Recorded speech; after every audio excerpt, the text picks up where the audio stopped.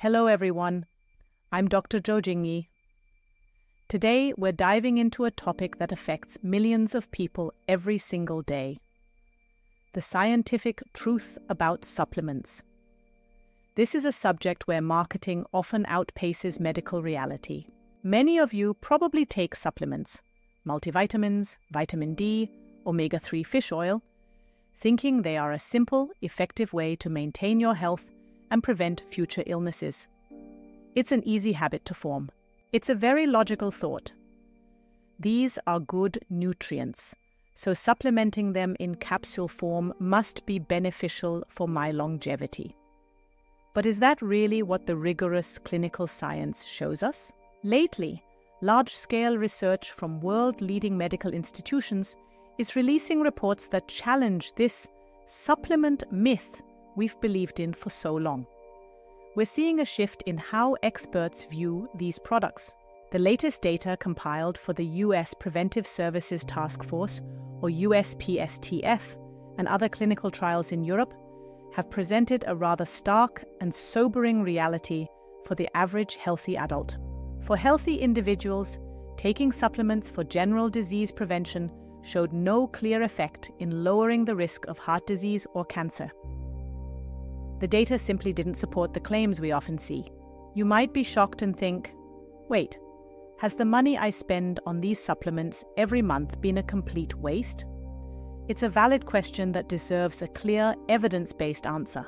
Today, I'll explain the true effectiveness of supplements revealed by this latest data, distinguishing between general prevention and actual medical necessity to help you make informed health choices.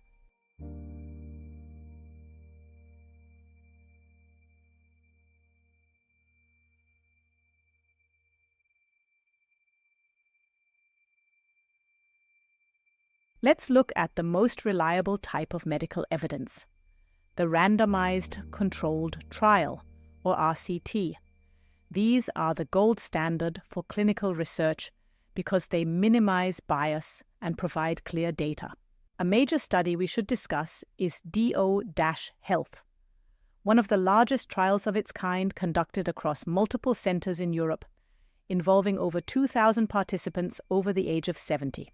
Participants were given vitamin D, omega-3 fatty acids, and simple strength training exercises to see if they could collectively reduce the risk of major health issues over a 3-year period. The study tracked these individuals meticulously, looking for changes in blood pressure, bone density, heart health, and cognitive function tests to measure the real-world impact of these supplements. Despite the high expectations, the results were surprising. There was no significant difference in health outcomes compared to the control group receiving a placebo. The curves practically overlapped.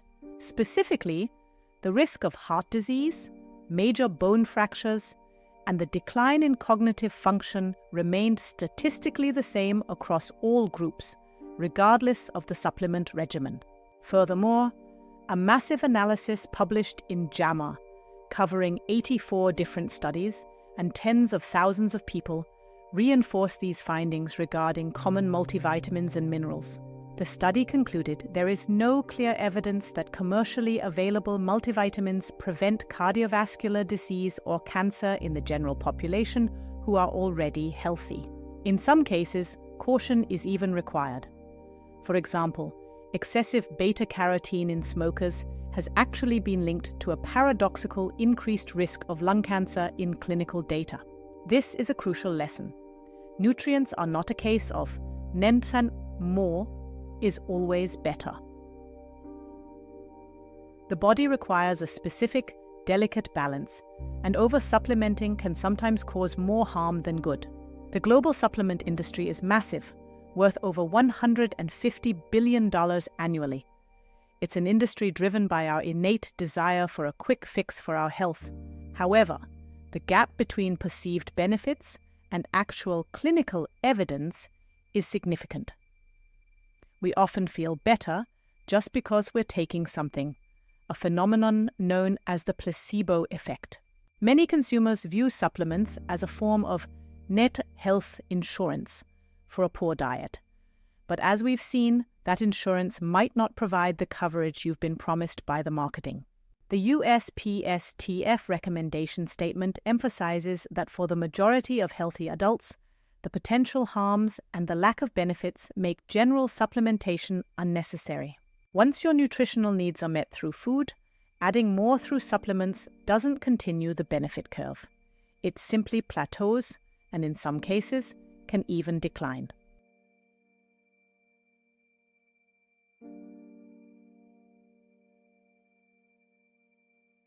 So, does this mean supplements are completely meaningless? Not at all. As a doctor, I want to clarify exactly why their effectiveness is limited for the general population. For someone living a normal, healthy life with a diverse diet, adding supplements as an eat extra. Preventative measure rarely leads to the dramatic health benefits people expect.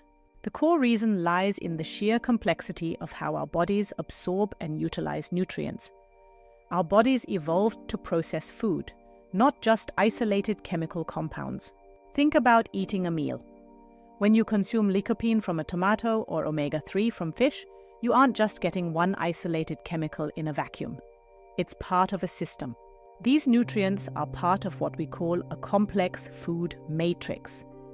They work together with thousands of other vitamins, minerals, and fibers in a delicate, natural balance. Simply extracting one component and putting it in a capsule often fails to replicate the synergistic effect of eating whole, natural foods.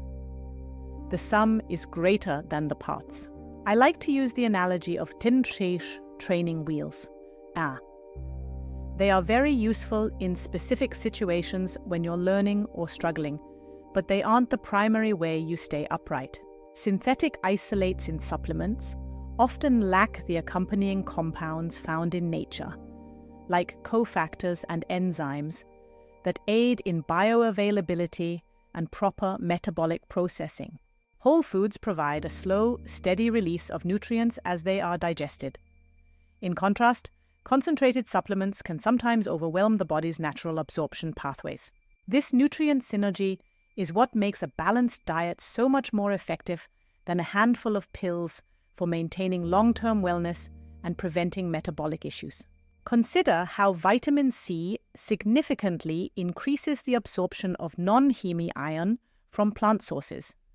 These interactions are naturally present in food, but often absent in supplements. Furthermore, food provides fiber and other phytonutrients that support a healthy gut microbiota, which in turn plays a massive role in how we metabolize vitamins. When you take a pill, the bioavailability, the amount that actually makes it into your bloodstream, is often much lower than when those same nutrients come from food.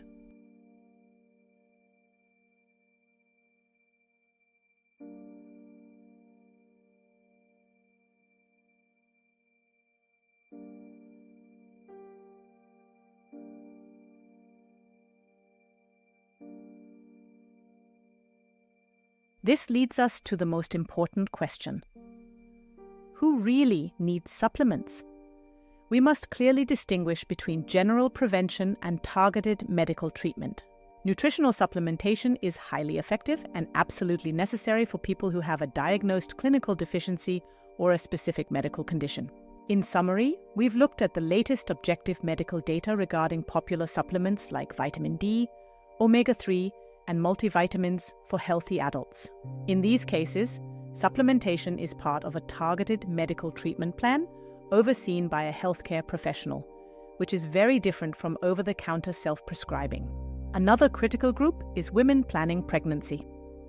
Folic acid supplementation is strongly recommended to prevent serious developmental disorders in infants. Supplements are also vital for the elderly or those with chronic illnesses, who may have extremely unbalanced diets or difficulty absorbing nutrients naturally. Think of a bucket with a hole in it. Supplements help fill the gap to reach the standard level when the diet alone cannot sustain basic, healthy life functions. However, for healthy people already getting enough, excess supplements can simply be an unnecessary burden on both your wallet and your vital organs. It's also important to remember that individual results vary greatly due to genetic differences and your unique gut microbiota. Always consult a professional before starting. Specific populations, like vegans who need vitamin B12 or those with iron deficiency anemia, also find critical, life-changing value in targeted supplementation. The key is to use these tools when there is a clear clinical gap to bridge, ensuring that the intervention is both safe and effective for your specific medical needs.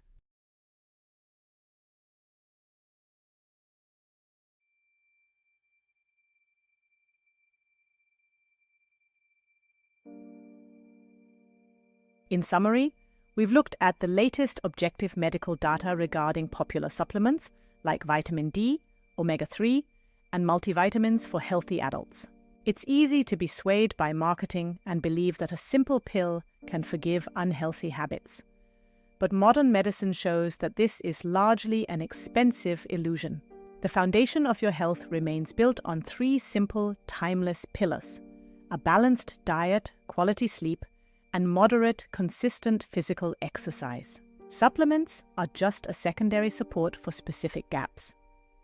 Before buying the next trendy bottle, try adding 1 more fresh, colorful vegetable to your dinner tonight. Building health from the ground up is the most sustainable path to longevity. I'm Dr. Zhou Jingyi. Thank you for watching, and I'll see you in the next video. Remember, your body is a complex system that thrives on real food and healthy habits. Invest in yourself through your daily choices. Goodbye for now.